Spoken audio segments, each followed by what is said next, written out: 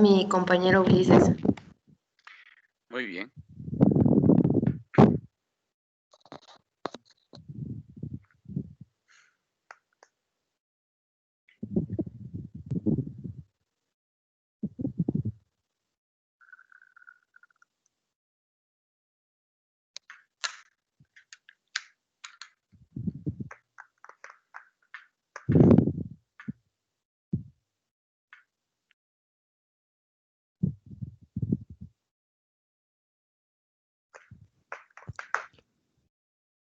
Muy bien, adelante.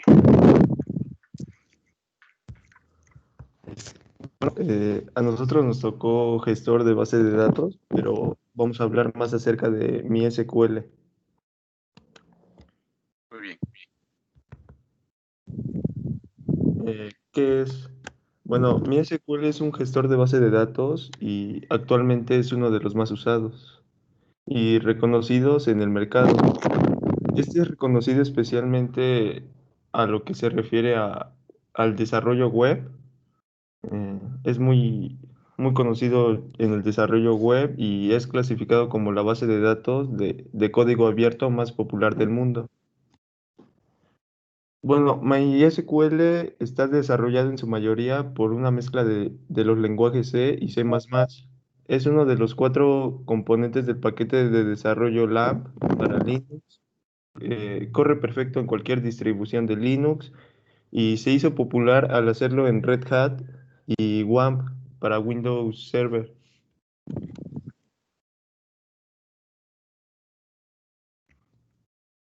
Eh, MySQL se utiliza en algunos ejemplos en sitios web muy populares, como poner, por ejemplo, sitios de gran tamaño, ya sea como YouTube, Wikipedia, Facebook, Google, Twitter. Aunque MySQL esté especialmente optimizado para el funcionamiento en sistemas operativos como Linux, está disponible para casi el 100% de los sistemas que se utilizan actualmente. En todos los equipos electrónicos con apenas diferencia de rendimiento entre las distintas distribuciones.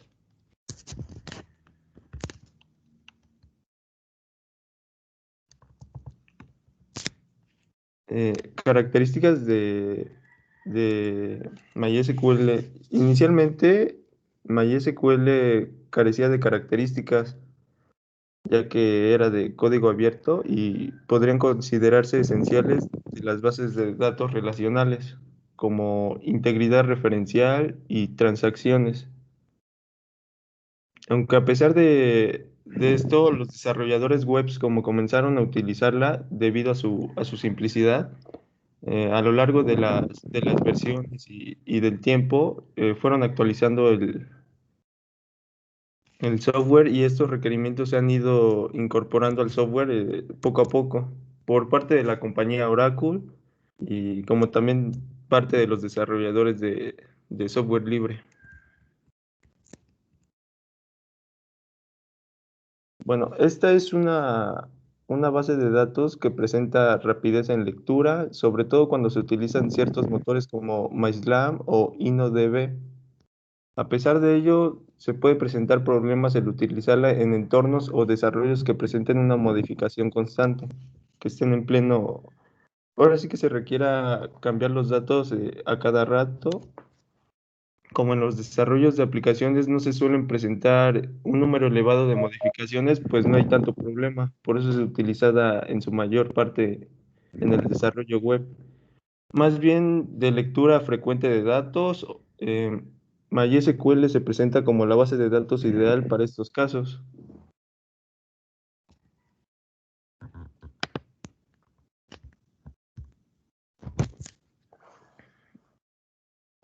Y igualmente, sea cual sea el entorno y el objetivo por el cual se pretende utilizar MySQL, es necesario que se monitorice en cuanto al rendimiento para poder corregir los errores tanto de programación como de SQL.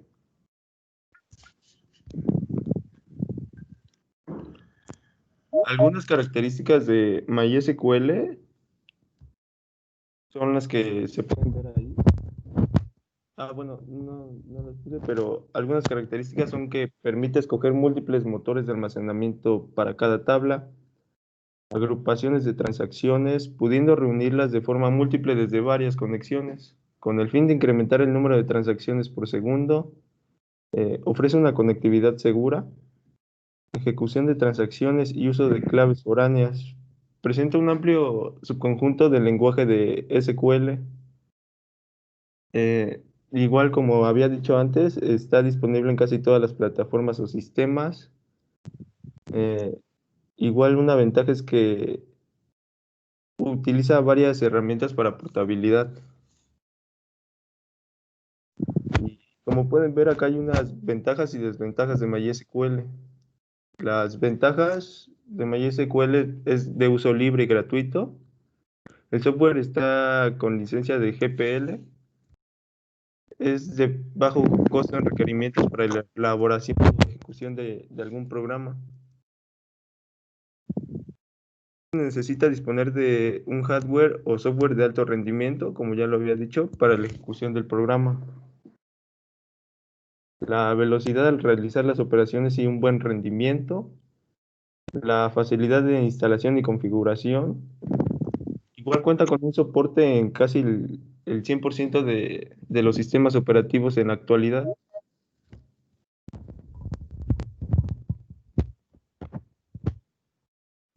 Algunas desventajas que pueden ser son, ya que al ser el software libre, muchas de las soluciones para sus deficiencias no están documentados ni presentan una documentación oficial.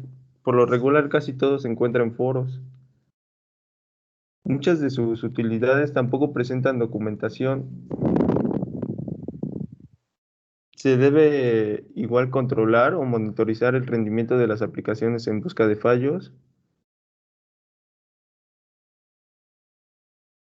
Y por lo regular no es el más como eficaz en los programas que existen actualmente para todos los tipos de desarrollos.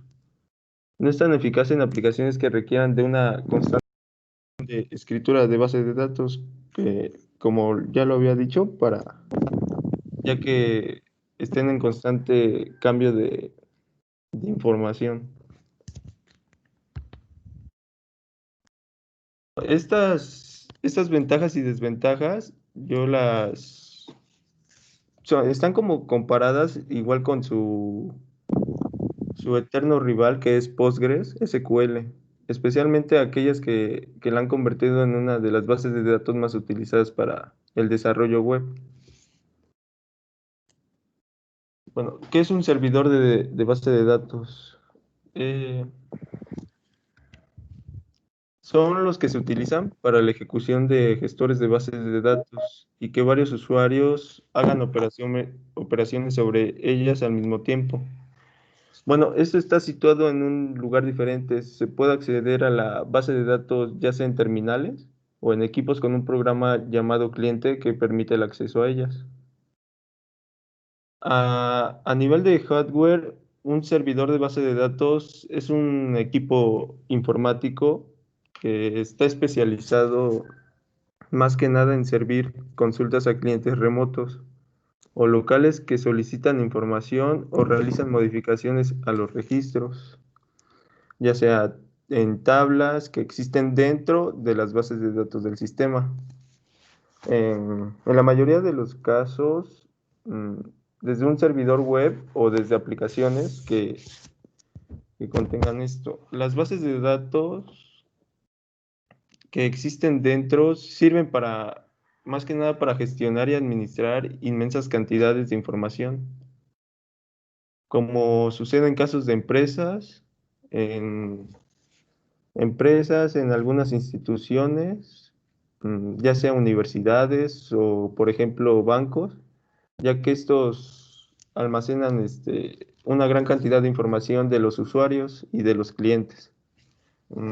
Algunos ejemplos podrían ser las direcciones, los teléfonos, el correo electrónico, el ingreso,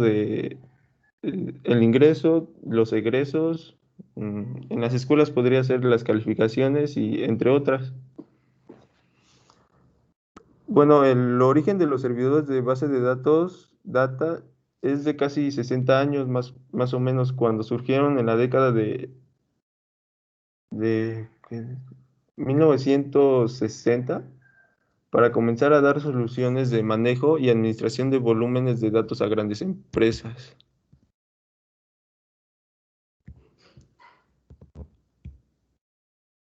Bueno, a continuación mi compañero Álvaro les va a explicar la instalación en Linux Mint. Para la instalación de Linux Mint, lo primero es actualizado todo. Algo muy importante es tener actualizado el apt. El apt vendría siendo como el Advanced paquete tool, que prácticamente pues es el paquete avanzado de herramientas. Eh, lo que nos va a encargar prácticamente es a simplificar la instalación y eliminación en los sistemas GNU/Linux, prácticamente su función.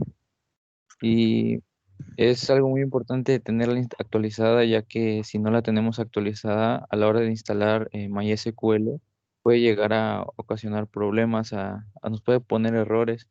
Eso me pasó a mí, así que eso es muy importante tenerlo actualizado. Ahí en la foto se puede ver el código con el que se actualiza. De ahí empiezan a precargar los paquetes y empieza una instalación, de hecho no tarda mucho. El segundo es ya ahora sí la instalación de MySQL. El código es ese que se ve ahí en blanco. Eh, Primero que hace al momento de ejecutar ese código, lo que hace es hacer un cálculo de todo lo necesario. Ahí se puede ver lo que pide, lo que necesita en cuestión a los paquetes que va a instalar y el espacio que es el necesario. Acabando de hacer ese cálculo, nos va a preguntar si deseamos continuar. En ese caso, pues como yo lo tengo la distribución en español, me manda con una S y una N para elegir el sí y el no. En caso de que la llegan a tener en inglés, le va a aparecer con una Y para ponerle el yes o el no. Y una vez que le den el yes, empieza a hacer la descarga de todo lo necesario, que en este caso serían todos los paquetes, y empieza una descarga. Dura entre unos 5 a 15 minutos más o menos, dependiendo del internet y pues de la velocidad de la computadora.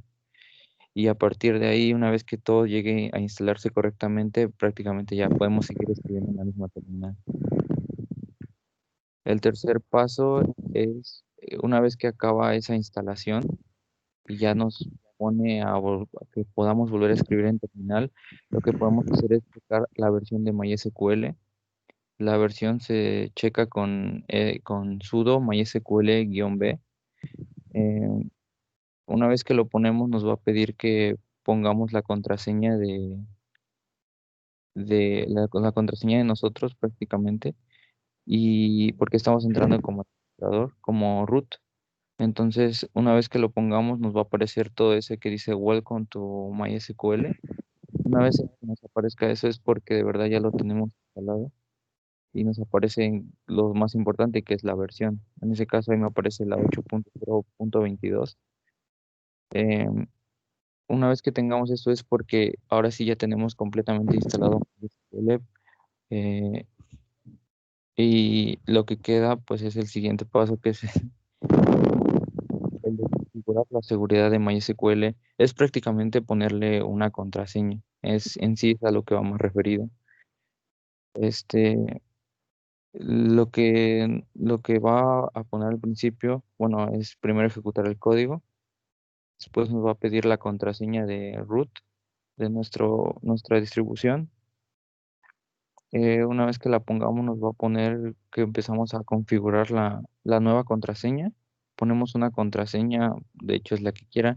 El objetivo de esa prácticamente es para la seguridad de la información y de los datos almacenados que vayamos a almacenar en ella. Y bueno, lo primero es la contraseña. Y a partir de ahí, una vez que la pones, te empiezan a activar una serie de preguntas en las que tú vas a ponerle, son preguntas cerradas, tú vas a poner un sí o un no. La primera que nos va a poner es el de remover usuarios anónimos. Estas son ajustes de, pues digamos, de cada quien, si los quiere o no lo quiere. La segunda es el permitir inicios remotos para entrar a la base de datos. La tercera es remover la base de datos que viene por default, que viene como un tipo ejemplo o algo así. Y la cuarta vendría siendo la configuración de las tablas. Prácticamente de hecho es la configuración general de tablas. Y ya, como unas recomendaciones a las siguientes, las preguntas estas es ponerles generalmente a todas es yes, porque nos ayudan después. Este, el último es el número 5. Este es el estado de MySQL, porque una vez que tengamos ya, digamos, instalado y configurado todo, lo que nos queda es checar de si de verdad tenemos instalado y cómo está funcionando su estado prácticamente. Se escribe ahí como se ve en blanco, con sudo systemctl status MySQL.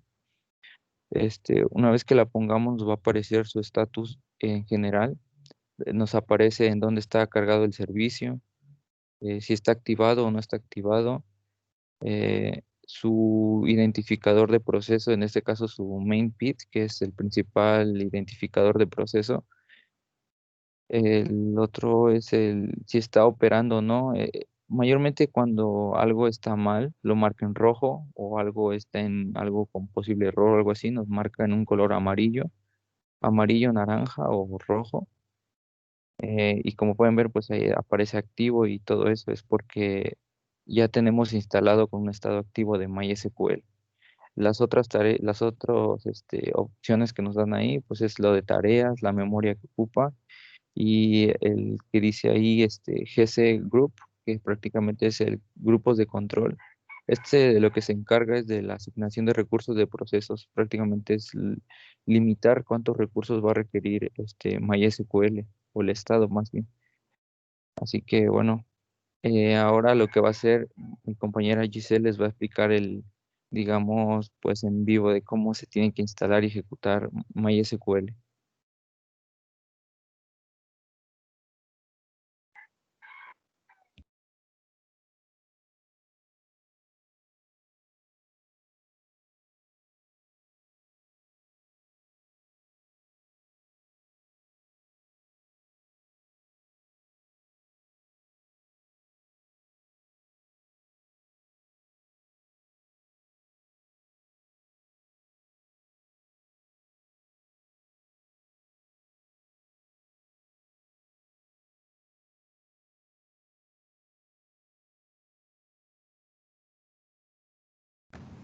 Bueno, como dijo mi compañero, yo voy a enseñar la práctica.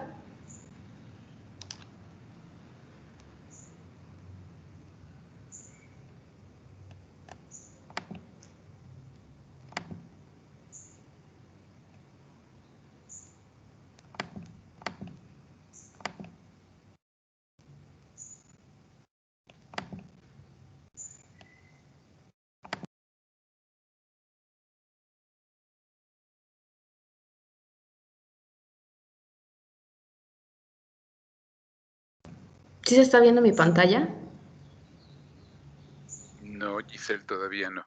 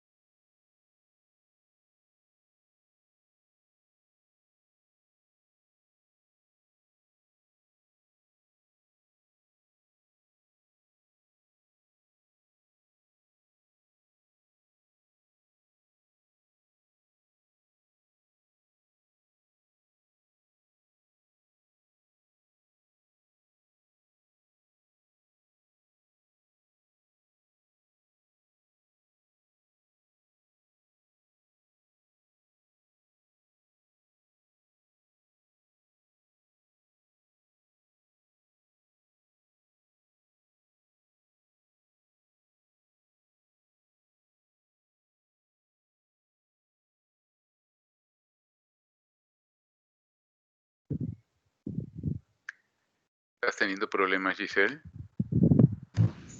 Sí, profe, no sé por qué no me deja compartir.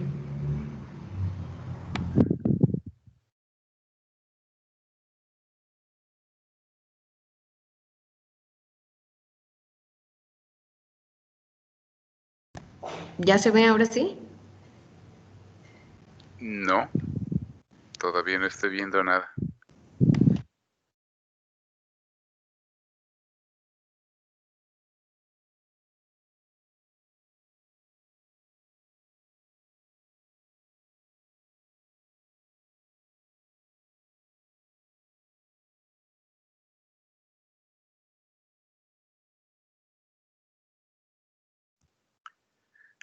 ¿Algún mensaje específico que recibas de parte de tu Teams que te indique por qué no puedes compartir?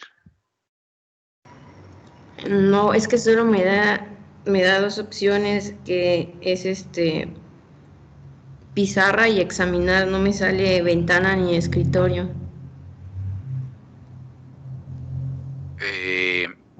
¿Estás en máquina virtual? No, lo tengo nativo. Ah, lo tienes nativo.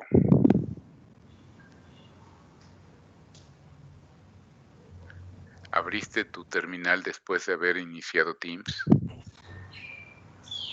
Sí.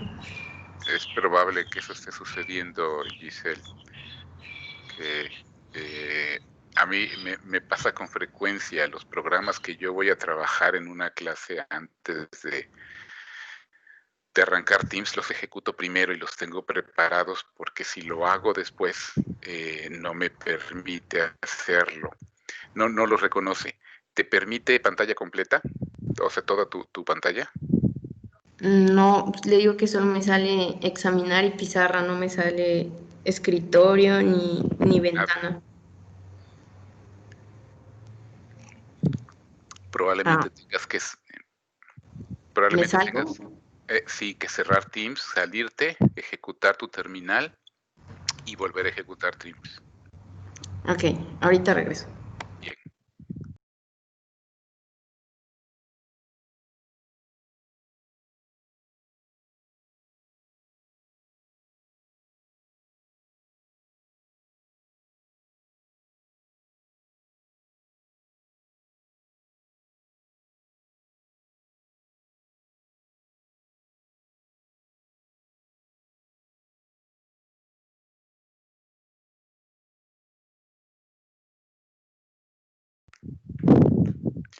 Mientras el grupo aquí solito me dejó hablándole a circulitos con sus iniciales.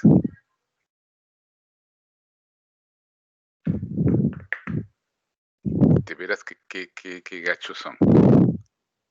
Para nada, profe. Ujú. Oiga, profe, una pregunta. Ya Hasta cambiando ahí de seguís. tema, en lo que viene la compañera. Ajá, ¿qué pasó? Eh, ¿Qué opina usted de la vacuna, profe, que ya acaba de salir para el COVID?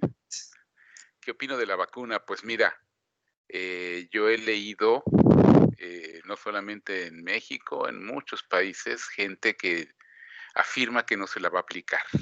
¿Sí? Quitando esas teorías conspiratorias que hay por ahí, eh, por alguna falta de confianza, tal vez, no sé.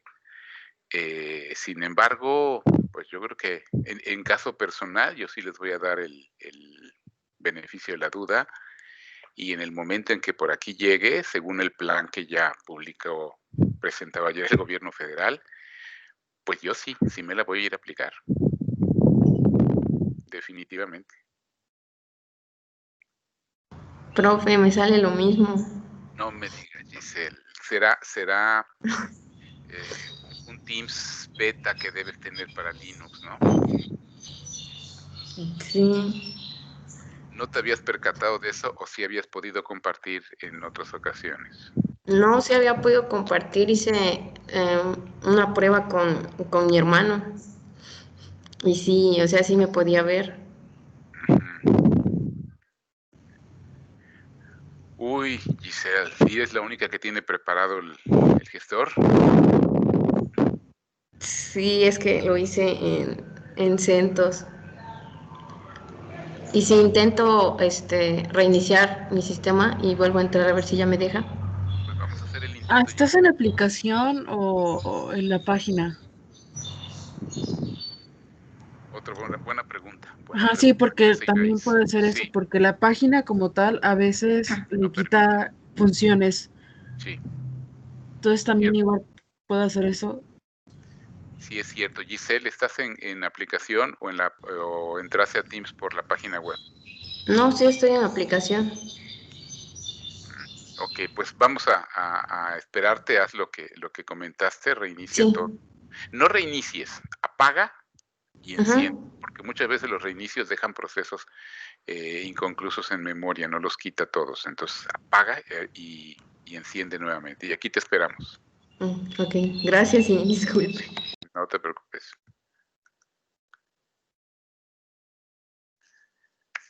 Pues bueno, niños, mientras, eso va a tomar unos minutitos.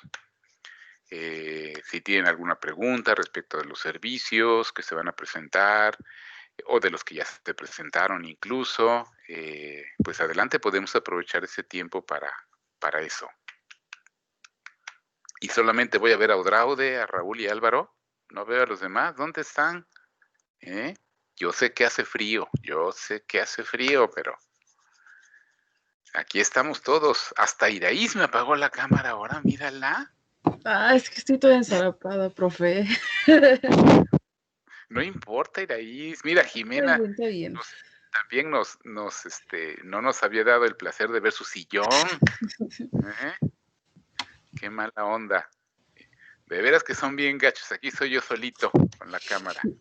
Ustedes, sabrá Dios dónde andan. Ninguna pregunta, chicos, ningún comentario sobre sus servicios, sobre el operativo. Sí, profe, yo tengo un comentario, bueno, una duda. En sí el firewall, funciona como, porque es que ya busqué, pues cómo se configura, cómo crear zonas y no sé qué, y no sé, como que no termino de entender bien cómo usarlo, como que no lo cuajo bien, porque pues ya lo tengo, ¿no? Pero ¿y ahora qué, cómo lo uso?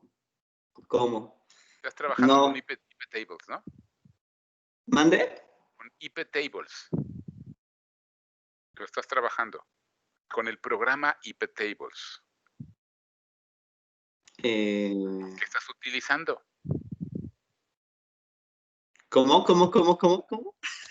¿Qué servidor? Bueno, es que no es un servidor en términos reales, un firewall no es un servicio realmente, ¿no? En realidad, aunque algunos los traten como tal, algunos de ellos se traten como tal, no lo es como en realidad, ¿no? Pero, ¿qué programa estás utilizando? ¿Qué programa vas a presentar en línea de comando? ¿Un programa? ¿No, profe? ¿No se refiere al Entonces, firewall D? ¿cómo nos vas a hacer la demostración? Bueno, pues es que yo lo estoy haciendo en centro. Ok, bueno, CentOS trabaja, como lo dijo ahorita tu compañero, con un firewall que lo trata como un servicio que se llama Firewall D. ¿Sí? Sí. No es un firewall adoptado por la mayoría de las distribuciones. ¿Sí? Generalmente distribuciones derivadas de Red Hat como CentOS lo utilizan. ¿Sí? Digamos que no es una referencia Firewall D para presentarlo. ¿Sí? Creo que yo les hice el comentario, el que es la referencia, el que desde hace muchos años prácticamente todas las distribuciones han usado, es un programa que se llama IP Tables. ¿Sí? Ese es el que se implementa normalmente, ¿sí? No es ni el peor. ¿Sí? Y está diseñado con la filosofía original de un muro de fuego, de un firewall que trabaja con base a reglas, ¿sí? Y básicamente se trabajan tres grandes conceptos. Se permite el acceso, no se permite el acceso o se permite controlado, ¿sí? ¿A través de qué se niega un acceso, se permite un acceso o se controla un acceso? A través de puertos, ¿sí? Y trabaja, lógicamente, junto con direcciones IP y con dominios. Se puede quitar el ingreso de una dirección IP específica, de un bloque de direcciones IP específicas y de puertos, ¿sí? Y nace el concepto alrededor de este esquema de protección de la zona desmilitarizada, ¿sí? La zona desmilitarizada no es más que la permisividad de acceso desde el exterior a un servidor web, por ejemplo, ¿sí? Yo podría tener en una empresa un sitio web para el público en general, ¿sí? Porque a lo mejor vendo un producto, ¿sí? Entonces está expuesto en Internet. Ese servidor tiene que estar en la zona desmilitarizada, porque si no estuviera en esta zona, nadie en el mundo entraría desde la perspectiva de un firewall. Y tengo dentro de la empresa otro servidor web que solamente es para uso de la propia empresa. Una página web interna para publicar oficios, memorándums, avisos internos de la empresa, etcétera, etcétera. Por lo tanto, a este servidor web no debe entrar absolutamente nadie del exterior, solamente personal dentro de la empresa. Por lo tanto, este servidor web debe estar protegido por el firewall para que nadie ingrese a él del exterior. Significa que no puede estar en la zona desmilitarizada, tiene que estar en la zona protegida, ¿sí? Otro servicio que debe estar en la zona desmilitarizada es el sistema de nombres de dominio de la empresa, su DNS. Porque si no estuviera en la zona desmilitarizada, tampoco nadie lograría llegar a la página en la que estoy vendiendo un producto. Entonces también tiene que estar en la zona desmilitarizada, pero debo estar controlando esa zona desmilitarizada a través del firewall, ¿sí? Para que no le causen ningún hackeo, ningún problema, ningún bloqueo, etcétera, etcétera, ¿sí? Eso es la parte conceptual, ¿sí?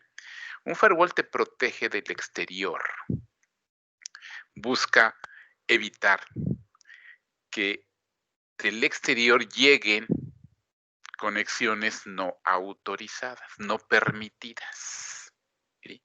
Que no lleguen a tus servidores, que no lleguen a tus usuarios, ¿sí? La protección es del exterior, mientras que un proxy controla el interior, quién tiene permiso de acceso, quién no y a qué, ¿sí? Programas, firewalls, hay varios, ¿sí? Hay varios.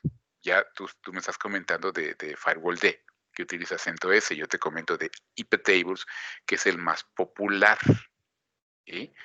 Del que vas a encontrar mucha documentación, ¿sí? Está bastante distribuido.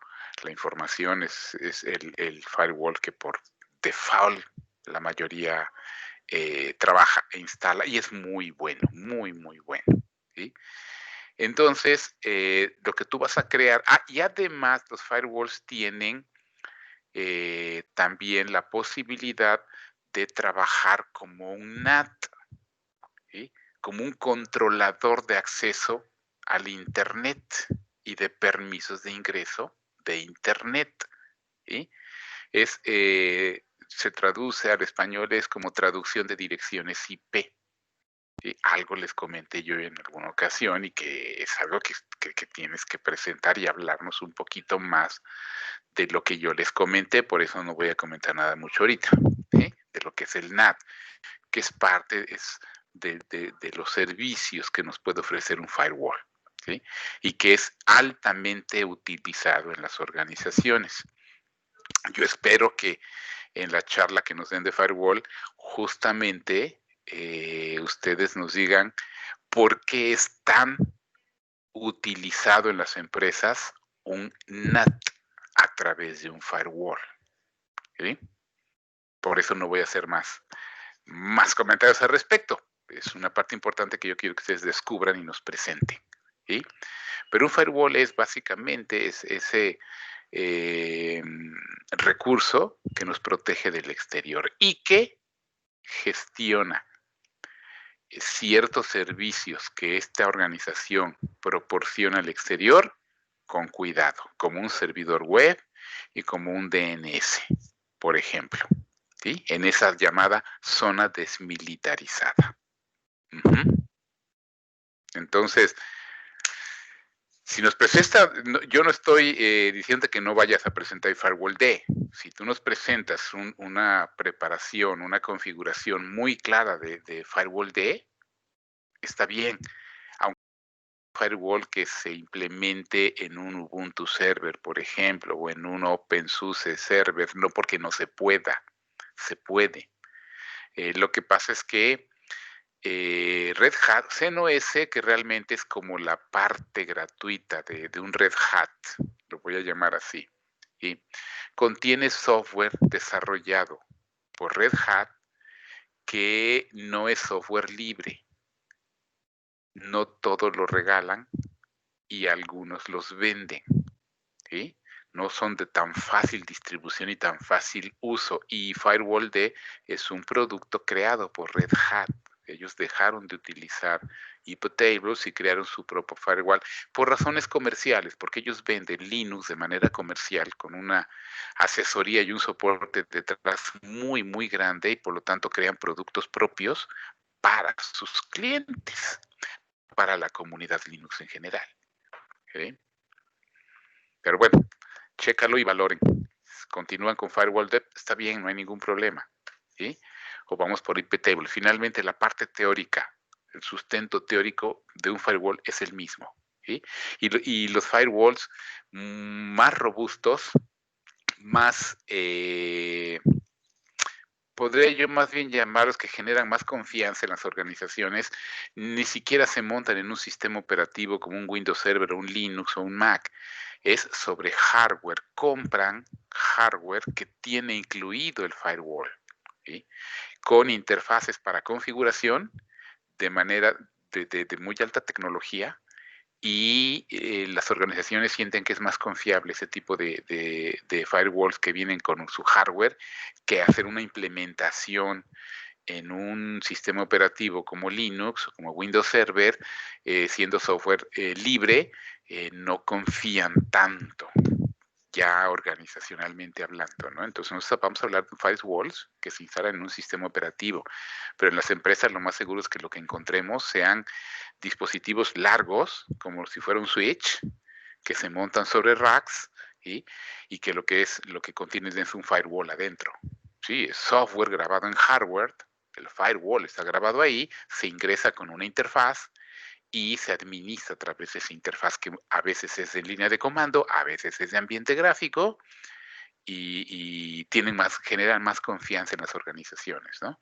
Y entonces hay una gama muy amplia de firewalls, ¿no? No nada más de los que estemos comentando aquí para Linux, que son los más populares y dan muy buen resultado, ¿no? Yo durante muchos años en la empresa donde yo monté todo este tipo de cosas, yo utilicé iptables durante muchos años, hasta que en alguna ocasión hubo una ofertita buena de un firewall hardware y me animé a que lo compraran, y porque además yo quería aprender también de cómo eran y cómo se preparaban esos firewalls hardware, y bueno, logré montar un firewall hardware bastante bueno, ¿no?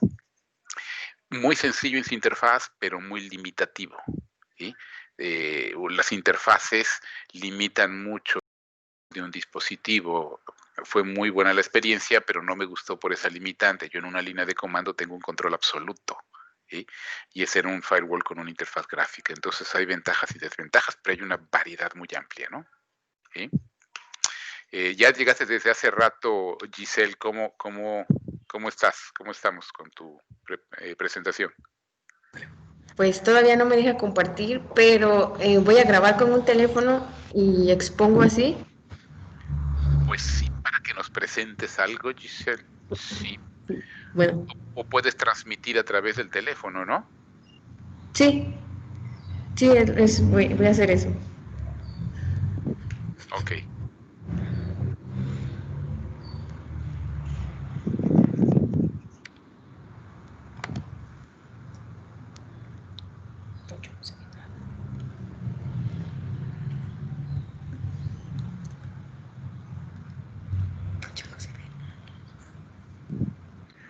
Lamentablemente Teams para Linux todavía está en versiones beta, no va al mismo ritmo que las ediciones de Windows y Mac. Es más, incluso la edición de Mac carece de algunas funcionalidades que solamente están en la edición de Windows. Entonces, es entendible estas situaciones que pasan, porque yo estoy suponiendo, quisiera pensar que la edición beta de Linux o la menos atención también tiene que ver con que no se considera una plataforma, por ejemplo, para nuestros casos u organizaciones como sistema operativo de escritorio para hacer todo un esquema de transmisión y de compartición de pantallas o de aplicaciones, ¿no? Se sigue considerando a Linux como un sistema operativo así como de experimentos por la gente, ¿no? Y no como un sistema operativo que se utiliza en el cotidiano. Entonces no hay la misma atención que le dan a esa edición que le den a la de Windows o incluso a la de Mac, ¿no? Bueno, a ver si se puede ver bien. Se ve de ladito, Giselle, me tengo que hacer así, mira, para poder ver.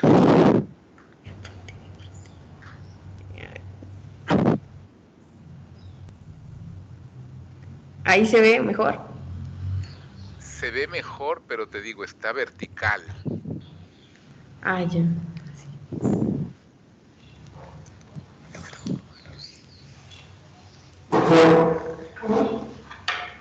¿Ya se ve mejor?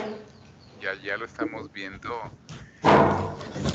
Pues sí, pues aquí vamos contigo adivinando un poco, porque es lógico, estás transmitiendo por teléfono y la resolución pues no es la óptima, o al menos así lo estoy viendo yo, pero pues vamos a intentar seguirte.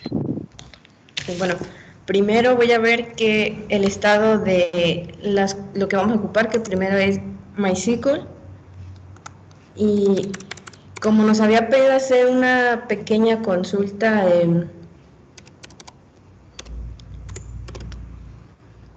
así en un sitio web que se mostrara la consulta, instalaré también Apache. Claro. A ver.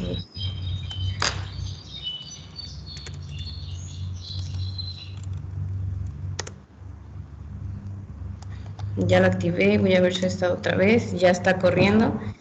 Y también instalamos PHP. No, está bien. No hubiera sido tan necesario, Giselle. Bueno, pues sí, sí tienes razón. No hagas caso a lo que dije, sino cómo caramba acceden a la base de datos. Una pregunta, de hecho, para todos. Primero, que me comenten, están en tercer periodo, ¿ya han trabajado con gestores de bases de datos en alguna experiencia educativa o lo están haciendo en este semestre? Lo estamos haciendo en este semestre. Ok, muy bien. ¿En qué materia? ¿En la de base de datos? Sí. Con la profa Yara. Con Yara. Sí. Con todos los problemas que ha sucedido con que Yara se enfermó y todo eso, ¿verdad? Sí. Ok. Solamente lo están haciendo con MySQL o con SQL Server. Bueno, estamos trabajando con SQL Express Server Express. Bien. Sí, entonces, bueno, están en otro esquema. ¿Están trabajando las bases de datos con escritorio o con pequeña aplicación web? De escritorio. Escritorio nada más. Ok, y entonces es una interacción 100% con SQL nada más. Sí, profe, nada más con SQL. Ok, muy bien. Entonces cero aplicaciones web hasta ahorita. Ujú. Sí, por eso de hecho está muy sencillo lo que hicimos. No, claro, no. O sea, lo importante es la parte del gestor de base de datos, ¿no? Sí. La parte importante. Ok. Para tu equipo, Giselle, ¿cuántos lenguajes de programación mínimo ustedes han visto que se requiere para el desarrollo de un sitio web donde debe haber gestoría de base de datos?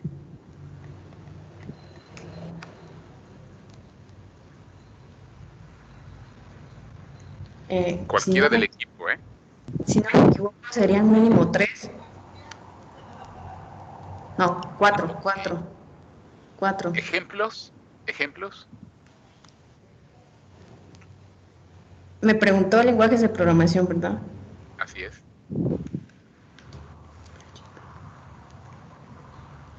Pues sería PHP que ocupamos ahorita.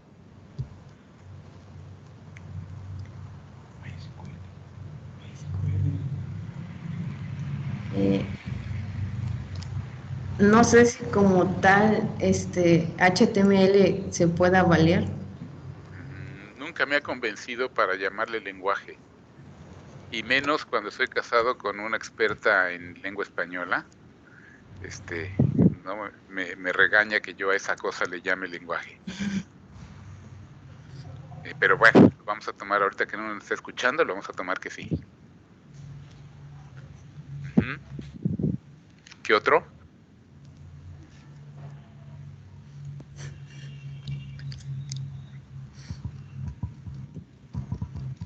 Ya llevamos 2, PHP, HTML.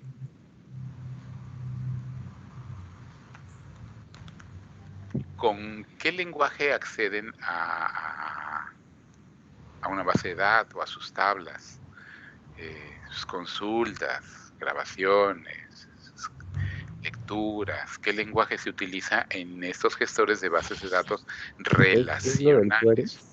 ¿Perdón? Digo, ¿es lo del query para acceder a todo eso? Ok, sí. ¿Cómo se llama el lenguaje? Pues es MySQL. No, es nada más SQL, nada más. SQL. ¿Sí? SQL. Ya tenemos 3. Me dijiste 4. ¿Cuál es el otro? No, me equivoqué, eran 3. Ok, mínimo 3. No quiere decir que no pueda haber más. ¿Sí? Mínimo 3. ¿Ustedes están trabajando con PHP o trabajaron con un poquito de PHP? ¿Sería el único lenguaje? SQL es obligado por la base de datos relacional, obligado. HTML es obligado si estamos hablando de un desarrollo web. Y PHP para el acceso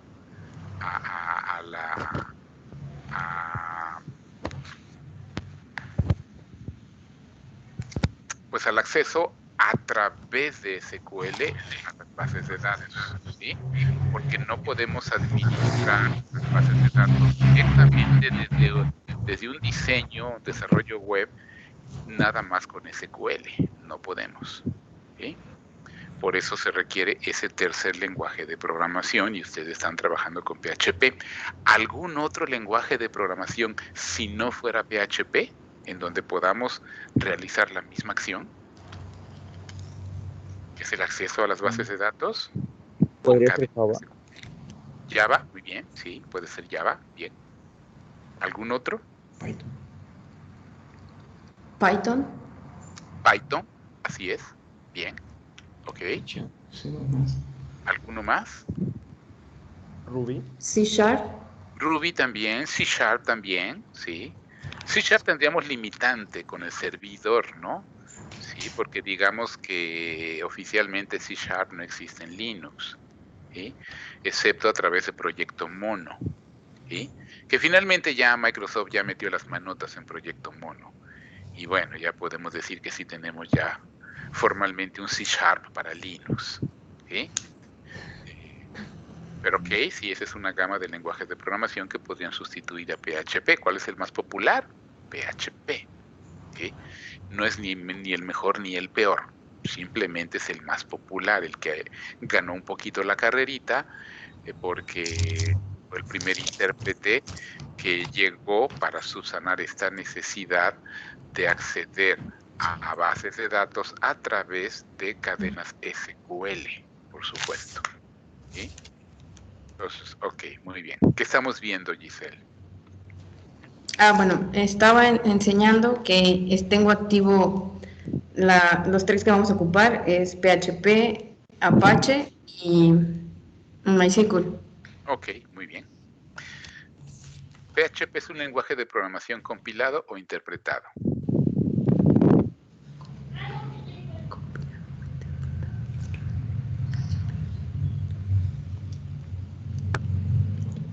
¿Me escucho, equipo? Si no me equivoco, es compilado. Sí te equivocaste, Giselle. Es interpretado. Es un lenguaje de programación interpretado, no compilado. ¿Sí? Lo mismo que HTML y lo mismo que SQL. ¿Sí? Son lenguajes de programación interpretados, todos ellos. ¿Quién interpreta PHP, equipo? ¿El navegador? ¿El servidor Apache? ¿O quién lo interpreta? ¿O MySQL? ¿Quién lo hace?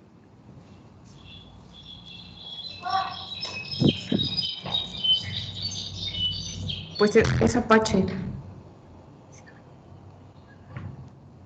No. Es el navegador. No. PHP tiene su propio intérprete. No lo interpreta el navegador, no lo interpreta Apache, no lo interpreta el gestor de bases de datos, tiene su propio intérprete. Ustedes incluso podrían crear programas de línea de comando puro PHP y les va a funcionar, como si lo hicieran con Python o como si lo hicieran con Java, les va a funcionar, porque tiene su propio intérprete. ¿Sí? Este intérprete ayuda al servidor web, ayuda a Apache para que se ejecuten las instrucciones. Ustedes ya lo vieron cuando hicieron su pequeño programa ahorita. Tuvieron que incrustar por ahí una etiqueta en la sintaxis de HTML que le indica al servidor Apache que las líneas que continúan de código después de esa etiqueta van a ser ejecutadas por el intérprete de PHP. Y cuando termine esa ejecución tiene que haber una etiqueta de cierre para decirle al servidor Apache, hasta aquí trabaja PHP. Lo que continúa es otra vez chamba tuya, es HTML puro. ¿Sí? Está ayudando. ¿Sí? Y la interpretación se hace del lado del servidor, es decir, en el servidor donde está Apache, ahí tiene que estar el código. ¿Sí? Aunque PHP es interpretado por nuestros navegadores en nuestras computadoras. ¿Sí? Lo que yo había comentado con ustedes, nuestros navegadores son intérpretes de lenguajes de programación. HTML es uno de ellos. ¿Habrá algún otro equipo? ¿Algún otro lenguaje de programación que interprete los navegadores en nuestras computadoras aparte de HTML? JavaScript.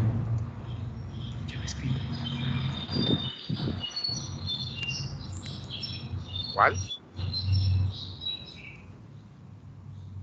Podría ser Era JavaScript. JavaScript. Es JavaScript. Dile al César que no se ahí de chismoso, ¿eh? No, déjelo. Ya lo estoy oyendo. ¿Eh? Que no te sople. JavaScript, así es. ¿Sí? Ese es el otro lenguaje de programación que interpretan nuestros navegadores. ¿Sí? Los navegadores de Microsoft como Edge, anteriormente Internet Explorer, interpretan también un sublenguaje de C#, porque C# pertenece a Microsoft, ¿sí? Pero no es interpretado ni por Firefox, ni por por Chrome, ni por Brave, ni por Opera, ni por Vivaldi, por ningún otro navegador más que el de Microsoft. ¿Sí? Nada más. Entonces, muchas ocasiones no es...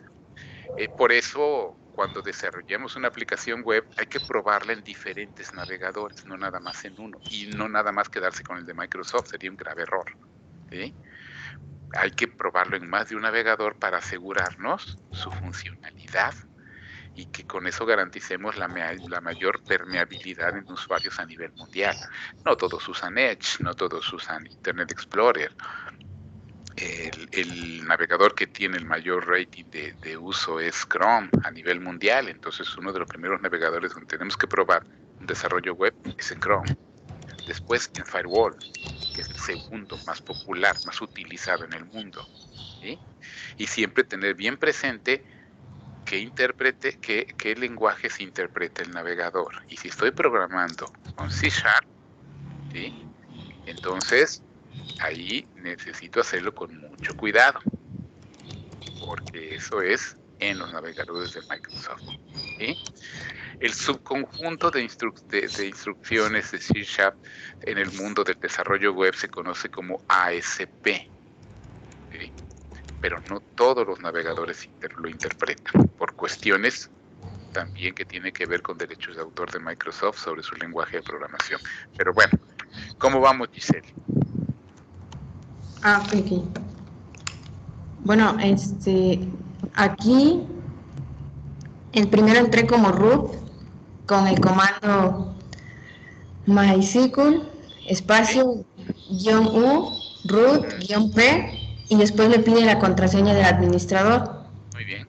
Después entré y aquí yo ya había creado la base de datos persona.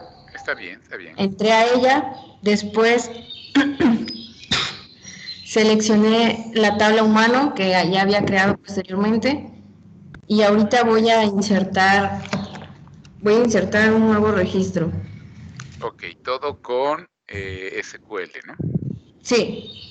Bueno, para insertar es intro, el nombre de la tabla, que es humano.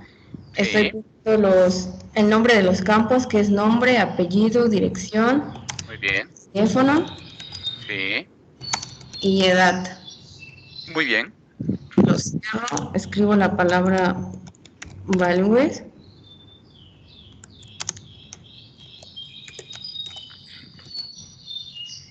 Y voy a insertar el nombre, pues voy a poner el mío.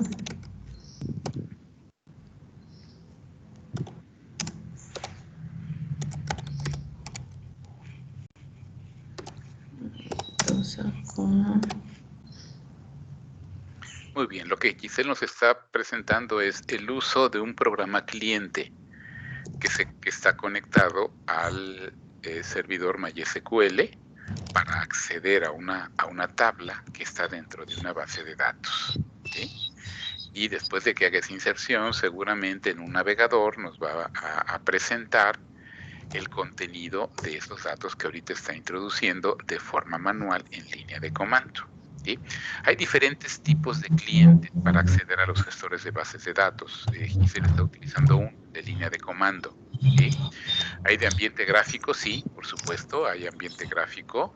El mismo Oracle, dueño de MySQL, nos ofrece uno gratuito que se llama Benchmark. Lo podemos usar accediendo al gestor de bases de datos. Podemos crear bases de datos, eliminar bases de datos, crear tablas, insertar datos, borrar datos, modificar datos, etcétera, etcétera. No es el único, hay muchos, pero pues ese nos lo obsequia Oracle, que está muy integrado con MySQL. ¿Sí? Tenemos otra manera de hacerlo, ¿cómo? A través de un navegador, precisamente a través de una aplicación web. Podemos nosotros consultar tablas de bases de datos, podemos insertar datos en las tablas, modificar datos, borrar datos, exactamente lo mismo, pero a través de la programación, de crear la aplicación web. Un cliente gráfico como Benchmark que nos ofrece Oracle, bueno, ya está hecho, nada más lo usamos, nos conectamos al servidor MySQL y listo, vamos hacia adentro, vamos a bases de datos, vamos a tablas. A través de un navegador hay que crear el programa, hay que desarrollar el código para todo este acceso, y hay que combinar 3 lenguajes de programación mínimo: HTML, SQL y algún otro de esa gama que ya nos platicaron los compañeros, como puede ser PHP, puede ser el mismo JavaScript, puede ser Java, Python, Perl, Ruby, etcétera, etcétera. ¿Sí? Entonces tenemos diferentes maneras de administrar bases de datos, administrar tablas, acceder a ellos. ¿Sí? Bueno, así quedaría. Puse en el navegador, puse la dirección IP de mi máquina, que aquí está. Sí, así es. Sí. 192.168.2.10, y aquí nos muestra la pequeña consulta que se hizo de la tabla. Muy bien, es Y una también, consulta. bueno, no tengo otra máquina, pero ahorita voy a entrar como entraría cualquier usuario. Hace rato entré como root, y ahorita voy a entrar con un usuario que yo creé.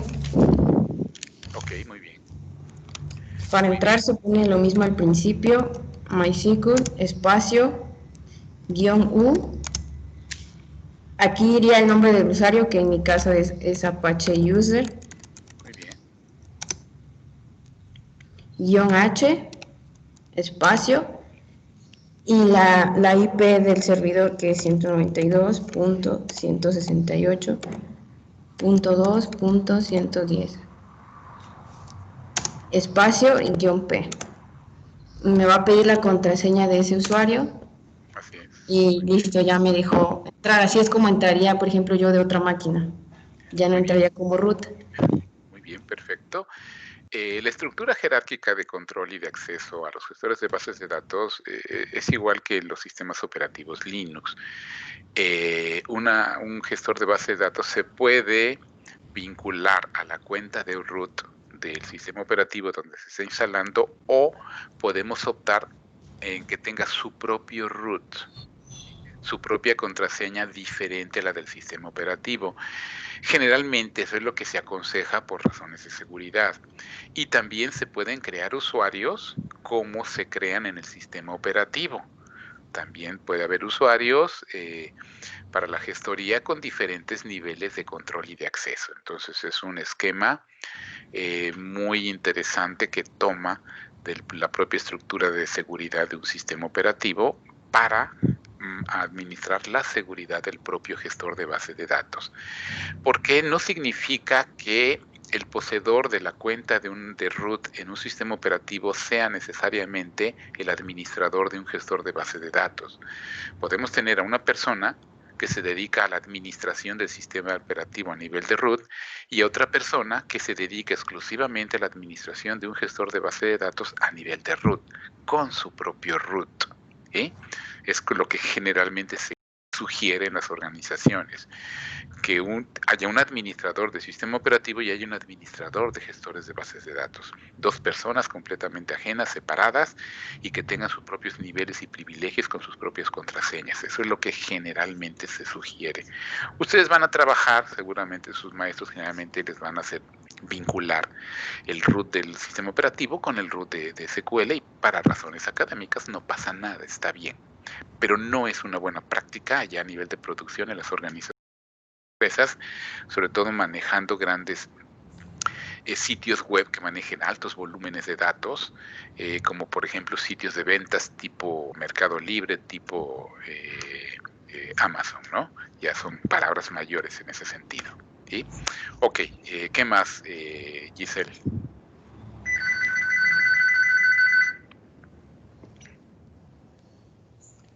Bueno, pues por mi parte pues sería todo, nada más que no salió tan bien. Ok, está bien. Son lamentablemente cosas que pasan, ¿no? Y ajenas de momento y comportamientos del software en ese sentido, en este caso, ¿no? Pero bueno, ¿alguna pregunta, chicos? ¿Algún comentario de parte de ustedes?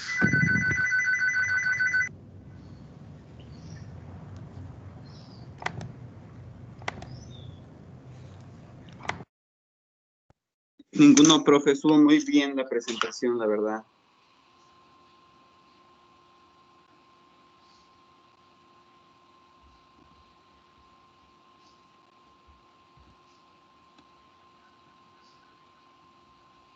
pues bueno, ya con todas las problemáticas que se presentaron, bueno, intentaron ahí sacando adelante el problema, ¿no?